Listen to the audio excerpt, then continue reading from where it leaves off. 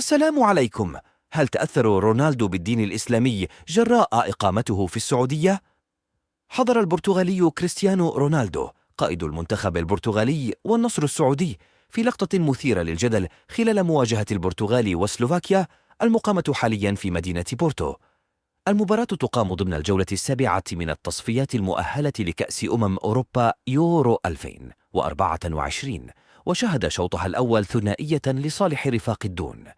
غونزالو راموس سجل هدف المباراة الأول في الدقيقة 18، وفي الدقيقة 29 أضاف صاروخ ماديرا الهدف الثاني من ضربة جزاء، والتي كانت موضع الجدل جراء ما فعله رونالدو قبل تسديدها.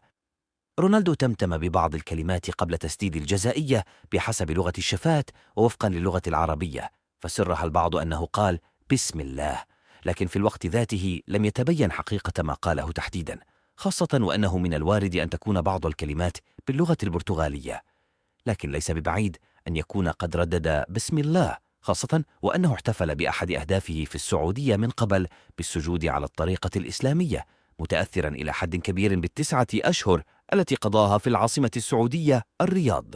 يشار إلى أن رونالدو انتقل للعيش في الرياض منذ يناير 2023، وقتما انتقل للنصر في صفقة انتقال حر بعد فسخ عقده مع مانشستر يونايتد الإنجليزي.